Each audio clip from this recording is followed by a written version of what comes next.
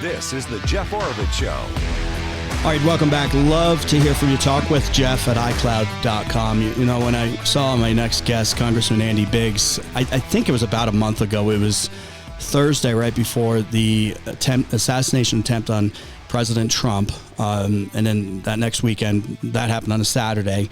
And then everything's just blown up. It's like, it's just gone crazy. We had Biden ousted, and now Kamala Harris and some guy named Waltz is in, and you know they're the pick, and they're like the best thing since sliced bread. Congressman Andy Biggs, welcome back to the program. It's crazy how fast this has moved. Yeah, Jeff, this is going to be one of the most interesting presidential election cycles in the history of the country, and the last 4 or 5 weeks have been moving at the speed of light. Yeah, that's an understatement, Andy. I mean, it's what I don't get is how they're treating her. And this is what's really frustrating for me doing this job now for 8 years, and for Americans who I think are just starting to pay attention to the kind of those swayable voters, is that the media just glommed on to Kamala Harris like she's the best thing, and the past 4 years didn't exist. I mean, it's so frustrating, and I don't know how to stop that train. I mean, do you have any insights? Well, I mean, so the media's kind of put themselves in a box. When I say the media, I talk about the lying media. These are the people who are dishonest. They put themselves in a box because they hid Joe Biden, right? They hid Joe Biden for years, and none of those journalists like Kamala Harris. The Democrats don't like Kamala Harris, but they put themselves in such a weird box because by hiding Joe Biden, he gets exposed, and now they realize they're not going to win. They don't even have a shot to win with Joe Biden. So what do? They've got to get rid of Joe Biden, but they waited too late in the day, and so now they're in going back to what they do best, and that is to be the propaganda arm for the authoritarian Democrats. Yeah, the corporate media, the legacy corporate media that's just. Putting her up. I mean, the Time magazine cover, it was like artwork that they gave her the other day. Well, let me ask. She didn't even do an interview for that. Oh, yeah. They just put a picture on there? Wow. Yeah. Yeah. Could you imagine Trump being on there? It would be bad light. Behind bars. Behind bars. Yeah, exactly. And that's why I'm trying to get everybody who's listening to this show and what I call the swayables, the voters that don't pay attention often in your family and your friends. I'm trying to get them turn off that stuff. And, you know, trying to highlight that she was the border czar. I mean, Andy, you spent time going to the border. Has she even gotten there yet? Did she finally make a trip there yet? No, she has never been to the border since she was named the border czar. Now they're trying to distract and say, well, she wasn't officially called the border czar, but all the left stream media calls her the border czar. We didn't call her the border czar. Yeah. The left stream did. And the reality is, now she's trying to say that she's going to, moderate things, but that isn't what she's going to do. This is exactly what she wanted. Go back to the Democrat before she dropped out. Remember, she was the first one to drop out because she couldn't get a single vote in 2020. Yeah. That's right. She was on the stage when the moderator asked, how many of you support basically open borders, and all of them raised their hands, but she was right there raising her hand. She's also the one who said, "Look, I'm going to get rid of these ICE detention centers. In fact, I want to get rid of," and she said, "I'm going to do that on day one. I'm going to get rid of ICE completely." That's who she is. She's a hard left radical, a liberal from San Francisco, and that's where she needs to be. She's much more at home in San Francisco. By the way, I think San Francisco's probably moved to the right because of all the mess that people like Kamala Harris did to San Francisco. Yeah, it's a disaster. Well, you and I know that. Most of my listeners know that. Most of the people who are solidly in the camp of voting for Donald Trump know that. But what I've been talking about is there's people that are just coming on board right now who are going to decide this election for president. And quite frankly, some of the offices in Arizona, the Senate race with Kerry Lake and Ruben Gallego, you name it, Congressman. What do you think about President Trump right now? Because the pressure's been on for him to kind of just like tone it back a little bit and reorganize the campaign. Do you think that criticism is warranted or needed, or that advice or nudge is needed right now? or does he blaze ahead as he normally is? Because it's a concern, not just, that the left is pointing out in the corporate media, but, people like myself have said, hey, it's go time. We got to try to win those swayable and independent voters. Well, I'm a big believer that we had our foot on their throats, and that's why they came up with Kamala. And now they're gonna protect Kamala. Let's just face it. There's two aspects of this. The left-wing media is going to protect Kamala at all costs and go after Trump, no matter however he terms his candidacy. What he has to do, in my opinion, he has to speak not just to the converted. And that's what happens at rallies, right? He speaks to the converted. I think he's going to have to speak to the independents who are what you're talking about, and remind them about the border. Yeah. Remind them about 250,000 people dying of fentanyl overdose since Kamala Harris was named the person in charge of the border. Think of the 1.5 million people here who have removal orders. They've already had due process, and Kamala Harris has said she wants to free them all and not send them home, even though they've been ordered to be deported. She wants to get rid of ICE. You have to focus on the border deal, and you have to focus on the fact that prices are still high.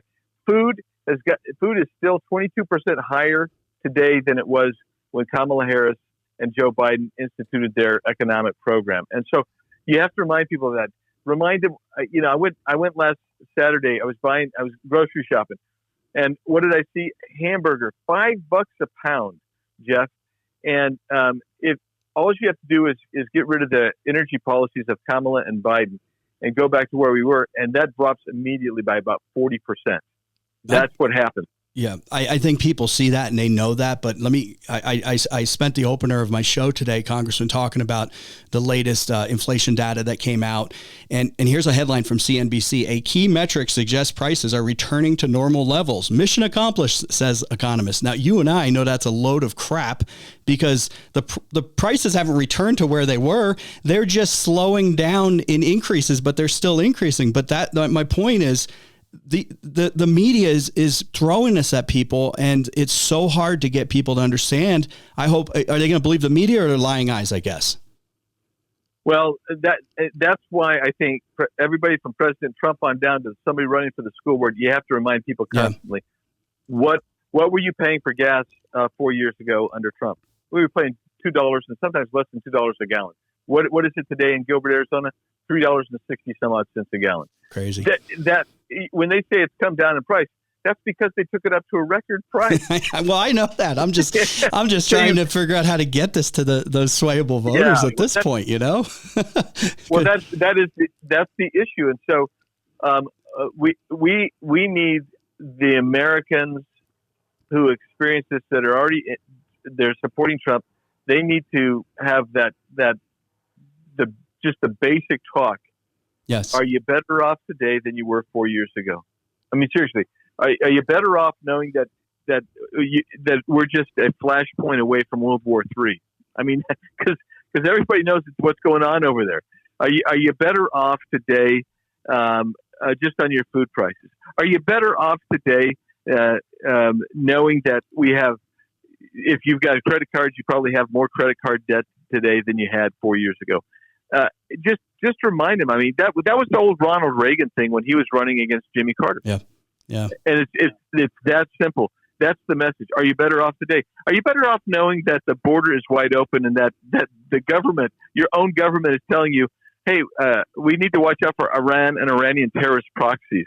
We have to acknowledge that Venezuela's largest and most dangerous street gang, the Tren de Aragua, is now basically, they took over an apartment building in Aurora, Colorado. Yeah, I heard that. We just have to keep asking them this stuff over and over again, because when people actually get back and say, well, let me think about this for a second.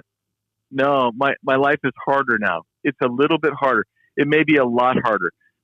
And the reality is that's because of the policies of this administration. And so that's the first question. Are you better off? And we have to get everybody asking that question, because that is the question. Hey, I don't know if you listened to yesterday's podcast of mine, but it was How to Sway the Election with 5 Friends. And I spent about a half an hour on basically what you just said, Congressman. Get your 5 friends and convince them of just these 3 or 4 points. And if they're into firearms, talk about how these guys are going to try to do a buyback program and all this stuff and all kinds of crazy stuff, inflation. So I think that is the key to winning this, because we're not going to win it with the corporate media. We're not going to win it with the pollsters. You name it. They're out to win this thing, and they're playing a good game right now. Honestly, Congressman. Let me give you these other data points, because this is true in Arizona, but it's also true nationwide. There are 3 groups that underperform in voting every election cycle, at least for the last probably 10, 12 years. And they could actually sway this election in virtually every state. So you and I have been talking about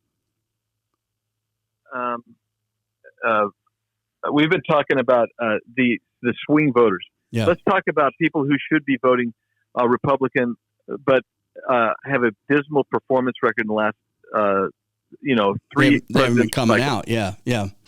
Number 1 is pro-gun, pro-Second Amendment rights individuals. Their turnout, and this is coming from multiple pollsters that I've talked to recently, and that their turnout rate is somewhere around 30%.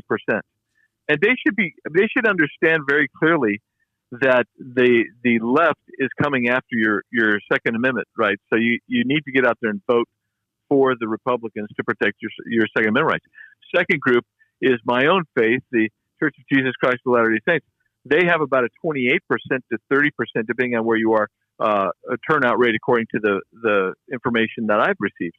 They should be voting for religious freedom and for less government intrusion into your lives.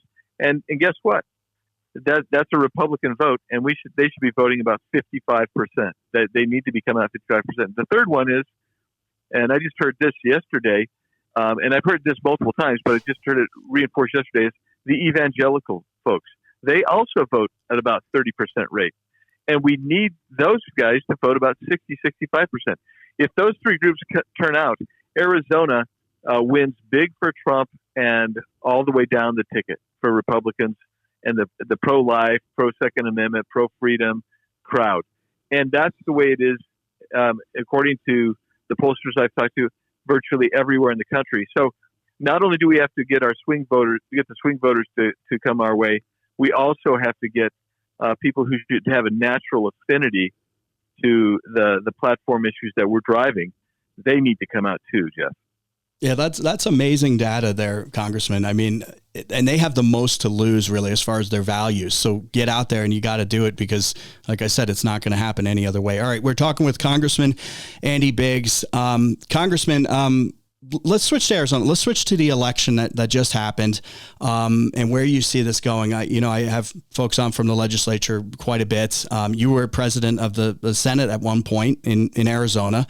I know we have a lawsuit that Senate President Peterson is putting forward, and they're bringing it to the Supreme Court, U.S. Supreme Court, on Arizona's voter ID law.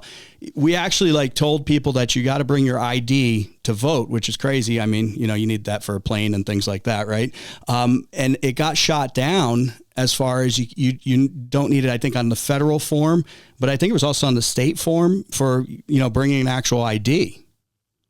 Right.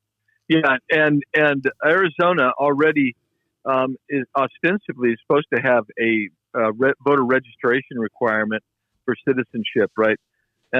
But the number that has been reported to me is that we had 40,000 plus federal only ballots last cycle, or in the 20 cycle, and normally that's about 2,500 to 3,500, but we increased by more than tenfold.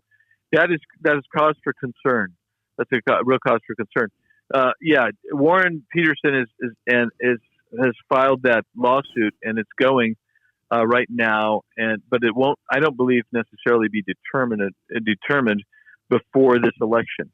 But in Arizona, again, you get turned out the groups that I'm talking about, and there's other lawsuits that Gina Swoboda and the state party have engaged in trying to basically get us a transparent, free election, because the legislature did its job, passed good legislation, but the Governor Hobbs vetoed it.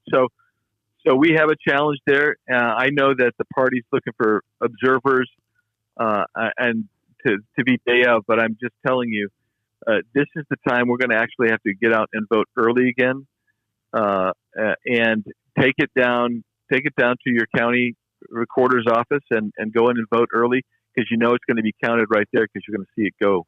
And that's what I'm talking about. We have got to be vigilant. We have got to get turnout, and we have to be very. You don't have to be overly persuasive, because people know what's going on. Yeah, they know. They know. Yeah. They feel it. They feel it in their pocketbook more than anything right now. And with the crime due to the invasion that's going on, you're saying take the ballot down, like you get your early ballot, which is coming before you know it. I mean, we're talking early October here. You're saying fill it out, bring it to the actual recorder's office like before the election, not because the advice a couple years ago was everybody show up on election day and then there's all these ballots there. You're saying don't do that anymore. Yeah, I'm a big believer. First of all, Arizonans are used to voting early. Okay. Second of all, if you get it down there and you're hand delivering it, you should be able to get that thing taken care of right there. Okay. And that's important, because I mean, I was out there working polling on the morning of the 22nd, in November of 2022 and 2024, but in particularly 2022. The first place I went to, not a problem. The very next place I went to, it was already a problem. Jammed up, and this is in Maricopa County, of course. Jammed up, problems, wrong size paper, wrong ink, all of the crazy things that should have been, if there was somebody competent there, that should have been taken care of. And I'm being charitable when I say should have been, competent. Yeah. But people were already getting ready to leave, because they were being told they were going to be down for 2, 3, 4 hours. And this is the before work crowd, and people are like, I can't do it. And so I think that hurt us waiting last time. And I think we need to go back to kind of more the normal way that Arizonans are used to voting. And that's in my district, for instance, something like 65 to 70% of people actually return their ballot. Those who vote, they return their ballot within the first 7 days after early ballots go out. Wow. Yeah. It goes to show you this election could be unknown who wins, but could be wrapped up and very well determined early on, or in October, and we don't know till November. What do you see, Congressman Biggs, when it comes to Arizona? I'm really concerned. Obviously, you got the big Senate race, and you got Kari Lake versus Ruben Gallego. Ruben Gallego, he's all for border security, remember? And he didn't cause the inflation problem. I mean, seriously, I see these commercials come by, and I'm like, who is this guy? Where did this come from? And again, I get concerned because of the last minute people that don't pay attention. I mean, where do you see things like this heading? And also the legislature, because as you know, there's only one seat majority for the Republicans there. Right. So let's talk Kari for a second. First of all, I did see her ad that's out now. It's an excellent ad, by the way. She just needs more money so she can make more buys, right? She needs to get on there. But it is a great, because it shows a montage of Ruben Gallego saying the wall is stupid, dumb, it's illegal. We need to tear down the wall, all that stuff. She needs to remind people, and that it's a great ad in that sense. She's running a little bit behind President Trump, and she's running just a couple of points behind Ruben Gallego. And that gives me hope. Okay, that gives me hope, because Gallego hasn't had anybody laying a hand on him, a glove on him, for months. And he's been up on TV down here, at least in the Valley, for months. I see him up here. I see him up here too. Yeah. Yeah. So he's been building a brand that's, not true, not accurate. Right. So, and he's barely up in real polls. I mean, his internals and all that, they're going to be skewed, but I that gives me hope for Kari. And also the fact that Trump is, he's weathering the storm of the Kamala deification. They're doing pretty well in Arizona still, and I think that that's good. And then I also see the unification on Kari Lake and President Trump. So to see Doug Ducey come out yesterday with his big endorsement, I thought that was fantastic. Yeah, I did. Karen Robeson Taylor came out. Caroline Taylor Robeson came out earlier this week or late last week, and she endorsed Kari and Trump. Those are the types of things that I think help bring the wing of the Republican Party to us that weren't there. I mean, you still have a dozen people, like John Giles, the mayor of Mesa. Doesn't even make any sense to me. Why he's even professing to be a Republican. I know he's a rhino because he always endorses as a Republican whoever the Democrats are, whether it's Greg Stanton or Joe Biden or in this case Kamala Harris and Ruben. And it breaks his heart every time. Breaks his heart. Yeah, it just breaks his heart. He doesn't want to do it, but golly, what am I going to do? But here's the deal: that I'm not worried about that because I do think that the Republican Party is coalescing together behind our candidates. We all know one thing: this is a real crisis, and that if we can't go 4 more years of this administration.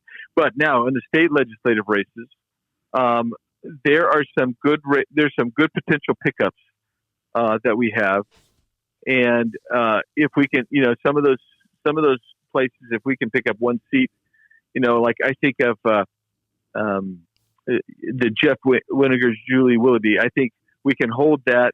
That'll be good. I think we have a chance to pick up a seat or two in other places around the Phoenix metro area, and we're going to need to work hard to keep that seat that was just lost. The incumbent just lost down there, Watzak. Lost the two-step primary. If we can keep that seat and pick up just those a couple of 3 seats in the House, I really feel that we've got a shot to pick it up. But it's going to be close. The state Senate, I think, is better off. We're better situated to pick up 1 or 2, maybe seats, which would then give us that 18-12 margin. I think that's a realistic opportunity for us. The other problem that we have though is the House, because some of those swing seats could go either way. There's not a lot of swing seats, but I think we're in position to take them. But it's going to take, again, a lot of work, and it needs to go top of the ticket all the way down. That's why I remind people, it is top of the ticket all the way down. Yes, and that's what Ducey said. That's what Ducey said, and I commend him for that. Yeah. We've had our disagreements, but he was right on with that. Absolutely. Okay, let me ask you this, Congressman, before you get out of here for the day. Where do you see, if Trump does win, and I hope he does, if he wins, come November, what happens? What do you think is going to happen? Because you remember 16 and how everybody went crazy. Or if he loses, you hear all this talk of people saying, hey, we're going to have a civil war. We're going to do this. We're going to do that. Does the left go crazy if Trump wins? Does the right go crazy if Harris and what's his name, Waltz wins? What do you see if you get that crystal ball? Well, that's hard to say, but I can just tell you that you get people like Jamie Raskin, and I don't ever talk, and I'm not talking about civil war. I'm talking about and violence. I'm talking about the spiritual warfare. The spiritual warfare will go on. It'll get even more heated. And Andy, I want to interrupt. I'm not saying I want that. I know you don't want that. No, that's the last thing we want. But right. you hear it, the chatter all the time, and it scares the heck out of me. But go ahead. Sorry to interrupt. Yeah, no problem. So, but you hear irresponsible language, and he's not called out on it. If a Republican would have said anything like this, they would be stigmatized, they'd be demonized and gone after. But Jamie Raskin, who is the senior Democrat on the House Oversight Committee, and I served with him. I've served with him since I've come into Congress. We came in the same class. He is an incredibly hard left radical, totally left radical Marxist kind of fellow. And he tries to come off as this soft-spoken intellectual guy, but he really foments this. And he said, I want to say early last week, may have been late the week before, I watched it. And I've watched it multiple times. He said that Congress will not let Donald Trump be seated if he is elected. Congress will stop his inauguration and his being sworn in. And he's basing it on the 14th Amendment. And it's a gross misreading of the 14th Amendment. And Congress wouldn't do that. And he's using the insurrection clause because he thinks Donald Trump's an insurrectionist because of January 6th. But the reality is as even Christopher Wray, the FBI director, said, I can't call, and this is when he's being questioned by Eric Swalwell of all crazy people. So he says, I can't call it an insurrection because I am bound by legal definitions. Yeah. And he is, and we are. And so, but it would have been bad enough if Raskin already said that. And he wasn't talking about using what he used in 2016 to try to prevent Trump from sitting, or what some of us tried to use, the statutory scheme that has been around for 120 years. He's not talking about that. And then he threw additional gas on that fire by saying we'll probably have Civil War type violence or something like that. And he brought up the term Civil War. And I thought, you know what? That rhetoric by people on our side is deemed to be insurrectionist. It's deemed to be inflammatory and gets castigated. But he gets a pass on it because he's a hard leftist, and the leftists all actually agree with that in the media. So I would just tell you, it's impossible to say what it's going to be like, Jeff, but I can tell you this. We need to get out there and work our tail off like everything counts on us, but then be faithful in God, knowing that if we do all we can, He'll do his part. And I do believe this. He's not done with his country yet, and we'll get people like Donald Trump and Kerry Lake elected, and we should win the state legislature in Arizona. All right, Congressman.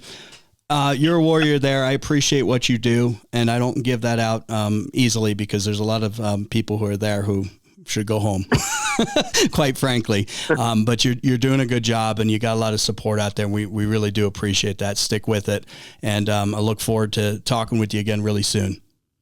Absolutely. Thanks, Jeff. And enjoy your time away from D.C. I think you're on kind of a recess right now, right?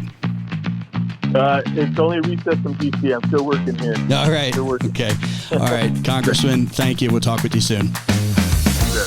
Thanks for watching this video. Thank you to everyone listening on the podcast as well. Do me a favor right now. Please subscribe. I appreciate everybody that's doing it. Subscribe, and share with your friends. If you've already done that, leave a comment. That helps us out a lot, and we'll see you back here real soon.